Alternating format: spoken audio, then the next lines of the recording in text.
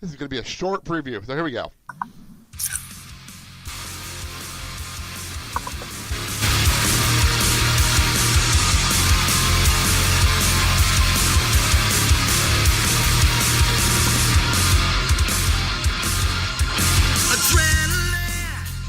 Sunday is the second annual New Japan Long Beach show. This is Strong Style Evolved from the Walter Pyramid, Long Beach, California, live on Access Television on Sunday. Background music by the Don Straight, Kingdom. This is actually Cody's theme music right now, which this is a damn good song, so I figured, why not? Japan doesn't use theme music, but I could use this. There's only 3 matches announced for Sunday. Wait. This comes on this coming Sunday. This coming Sunday, and I just checked again before we started this. And there's only 3 matches? And Jason, how long did you say the show is booked for? 4 freaking hours. And you only have 3, count them, 3 matches. 3 matches announced. What's going on? The show sold out already. But if you only got 3 matches, what are you going to, wing the rest of it? It is, you're right. It's sold out, but at the same time, don't you want to try to draw in more television viewers? I agree with you. I'm agreeing with you. Because remember, I emailed you yesterday. I'm like, am I missing something? I'm like, is there more to this that I'm missing? Like, who the heck is running the show? Like, I expect, the typical New Japan, 10-man tags and 8-man tags and like that. But that's not going to fill this show. That's 4 hours. The Open Neverweight Title Championship? Yeah, the 6-man tags and all this kind of stuff, and I don't know. I don't understand it. And the over openweight championship belts that don't mean anything and things like that. I don't know. But we're doing 3 matches to talk about, and they're all pretty big matches. I'm not gonna lie, the matches are pretty big. I guess I have it in a certain order on here, but I'll go in the order of importance in my personal opinion. We have the IWGP US Championship match. It is Jay White defending against Hangman Page. Switchblade. Wait, that's the first in order of importance? No, least. I'm going least. I always go least to first. Okay, good. That's how I do good. things. I was like, wow. That's how I do you things. must really see something at Switchblade. No, I go least to first. That's how I've always done Switchblade Jay White, the guy that wants to make you think he's kind of like I don't understand a gang member. I watched Wrestle Kingdom back in January. Semi-live. I think I tuned in about 4.5 hours into the show and started from the beginning. I think that's what happened. And I watched it, the whole thing. It was the first time I've ever watched Wrestle Kingdom, the whole show. Yeah. That was fun. Yeah. But anyway, and I did not get the Switchblade gimmick. I didn't get it. Think of it as a Fonzie character gone dark. That shit. Yeah, basically. So I don't think Jay White gets the character either, and that's kind of a problem. Yeah, I don't understand this, and I didn't expect Jay White to be U.S. champion going into this show, but I understand now why. I get why, He wanted the title defended here, and Omega's busy. So, Jason, what do you expect from this match? I expect it to be good. Jay White is a talented guy, and I really think Adam Page is coming into his own. It's been cool to watch him. You could see, when he started in New Japan, he started to work with more confidence in Ring of Honor. And I remember talking with my staffer, Zach Zimmerman, who just kind of cringed whenever I would bring up Jay White, and I couldn't understand why. And then I started watching more of New Japan, and he wasn't really working with that same confidence over there for some reason. Well, now he is, and he's really starting to come into his own. So I think this has a potential to be a very good match. Page is going to do all of his big, dives and shooting star press off the apron and all of that stuff. So I think this has a potential to be very good. As far as if we're looking for predictions, I guess I'll just stick with Switchblade only because it feels like he's pretty early in his title run. I could agree with that sentiment. What are you thinking? I gotta go with White retaining. Yeah, I just don't see a title change here at all. I honestly don't. The only other thing I can think of is who would you put him in another program with after Page? I honestly do not know at this point. But we do have a big match. Yeah, I mean, I guess on the flip side, if Page does win, there's more issues with Bullet Club, I guess. True. Could be Cody, could be Omega. Who knows who comes after him? So, I mean, I still lean white, but that's a possibility, I guess. That's a good point. I didn't think about the Bullet Club stuff going on, especially with if anyone's watching. I don't watch it personally, the being the Elite show, but I listen to a show from the Torch that does watch it every week, and hearing them recap it, it's hysterical. I'm not gonna lie, them recapping that show is funny. What about Kenny King? That's Ring of Honor. We're in Japan right now. We're in Japan. Well, they cross promotions. So, all right. We have, here we go. This is the big one. This is the big one that I didn't expect to be talking about in 2018. And it's Juice's Thunder Liger versus Rey Mysterio. No kidding. What? I cannot believe we're talking about this in 2018. Like, but remember, way back when WCW days, this is what happened. I know, but this is 2018. I know. We're talking about but here's the thing. You got to look at the age of Liger and everything he's done, and then you look at Mysterio and how many operations he's had on his knees and everything else. This is going to be a battle for the ages again because you're going to have both of them having their styles, and I can see this being a great matchup. And either great or somewhat good. I'm not going to go too crazy on this one, but it should be good. I think if they basically take off the restrictions, so to speak, I think this has possibly to be a great match. By the way, for those wondering, Juice's Thunder Liger, because people are like, WCW, 53 years old, Juice's Thunder Liger. God bless him for that. By the way, so any update on Mysterio, Jason? Any update on what happened with him? No, well, biceps injury, I believe, is what it was.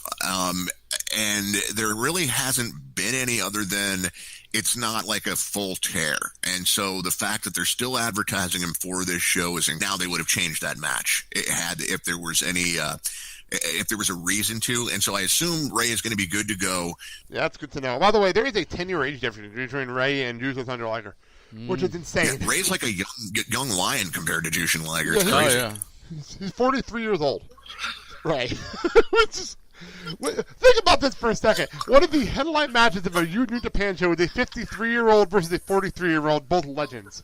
I mean, think about the and people are going to love it, just because of who they are. It's exactly. one of those type matches where I don't think most people have their expectations set too high, and they're just going to enjoy it for what it is. Well, the reason their expectations aren't set that high is because what the main event is. And the main event is going to be special. It is the Golden Lovers, Kenny Omega and Kota Ibushi versus the Young Bucks. Holy shit. This is going to happen. Yeah. I cannot believe we're getting this match. Jason, go ahead. You can start with this one. This is going to be fun. Yeah, I can't believe New Japan. I mean, this is a New Japan show. So, I mean, but they're also giving away Omega and Cody the first match at the Ring of Honor Supercard of Honor. You'd think that'd be something they'd want for themselves. So it's kind of cool to see them giving Ring of Honor that match. But in this case, man, look out. This will be a match of the year contender. If not, something went horribly wrong, because this should be phenomenal. And it'll be fun to see how the crowd reacts. I'm guessing they're just going to cheer the moves, because both teams are so over that I don't know if you're going to be able to get fans to really choose sides. I mean, I'm sure they'll do the dueling chants, but it's going to be one of those where people are chanting for both teams, even though it's supposedly a dueling chant. But yeah, this if you're not watching New Japan, and you obviously you probably heard some buzz and all of that, go out of your way to see this match, because it really should be just phenomenal. Yeah, and the fun part was, I can't believe we're in an era where we're doing the Golden Leverage, which for those people who don't know, Kenny Omega, and I've heard this in other shows, so I'm not saying this out of turn, is openly bi. So that's what makes this more fun. It's so much more fun with the fact that we're in the era we can do this and nobody questions it. That's the best part. No one questions it. I love it. Yeah. Will Pruitt had a piece. I mean, he just called it like basically a queer love story. I mean, that's what the whole relationship between the Golden Lovers is on camera. Pretty much. I have no idea what goes on behind the scenes with that, but don't need to know. On camera, that's what it's been, and it really is cool that the world is in the place that it is. That it's wrestling fans just totally accept it. I mean, there was a time when you worried like, all right, if there's any, it wasn't that long ago. We're talking Monday Night Wars era, where you had Lenny and Lodi, and they were still getting some homophobic chants and things like that. And man, we've come a long way as a society, and that's great. Yeah, between the Golden Lovers and Dalton Castle, it's amazing. I love this world we live in now. Dad, your thoughts on the Golden Lovers and Young Bucks? This is going to be a match, I guess if you have to say for the ages, only because of how fluid the Young Bucks are. And their fluid tags. And I've never seen a bad Young match person. No, I never have in person. In and out, and besides doing their super kicks, to get other moves in their repertoire. And, what can you say about the Golden Lovers? These are the guys that basically, if you want to say kind of form a nice union base, and, you're going to see them in the ring, out the ring, between the ropes, and everything and anything. So then you had the Bullet Club storyline to this, and it's going to be epic. Oh yeah, absolutely epic. I mean, if you go and play out the storyline with the Bullet Club, you got basically Young Bucks saying, "Okay, you, Mr. Omega, are the one that basically kind of broke everything." No, it's not. If you graph all the storyline lately, well, yeah. The Young Bucks are trying to decide who they're siding with. Right. And that's what makes this more fun. But that's what makes this a and lot the whole more thing fun. is the question mark with Kenny. And that's the whole thing. Yeah, well, like Jason said, we'll get more into Kenny and Cody as Supercard of Honor in a couple of weeks. And I will say here, I talked to Hayden Glebe, and he'll be coming on the show to help us preview that show. So we'll talk more about that when we get closer. All right, well, that is New Japan, and that is our show, which is a pretty crazy week. Jason, why don't you get your plugs out so everyone knows where to find you? Yeah, absolutely. You can find ProWrestling.net, of course, online. You can follow me on Twitter at ProWrestlingNet. I'm trying to think if there's anything else. Once you visit ProWrestling.net, if you enjoy the site, and I know that it can become ad-free for you once you sign up for .net membership, and you get a ton of audio content with that. The place to go for that is PWMembership.net. But again, the key to remember, ProWrestling.net, and follow me online at ProWrestlingNet. And I'll also use a favor and plug the fact you're going to be on the Wade Keller Pro Wrestling Podcast. People will hear this show on Friday morning, so you can go back a day and hear you on the Wade Keller show. So that's always fun.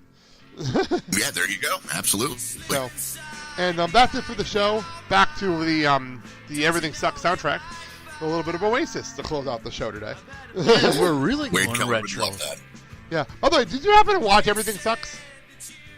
I have not yet. I've just finished up Jessica Jones, too, but that is definitely on my list of upcoming shows to plow through. I got through Everything Sucks. I got through it quickly because it was that good. I really, really enjoyed it. I'm already liking the soundtrack based on the 2 songs you played, so that's encouraging. Yeah, pretty much if you listen to music in the 90s, it's the soundtrack of this show. That's pretty much it. It's fantastic. Hey, you heard the bands I threw out. Yeah. So, I'm right there with you. I was joking around watching the show, it's my personal, playlist. These are CDs that I had. It's really cool for me, it's really fun. Nice. So what's next? Green Day? Not on this show today, no. Okay, so that's it for the show. For more information on the show, including where you can find us, go to theliquorstyleshow.com, Facebook, Twitter, a very active Instagram page. As a matter of fact, if you follow us on Instagram, you actually get information about the show before it posts, so that's always cool.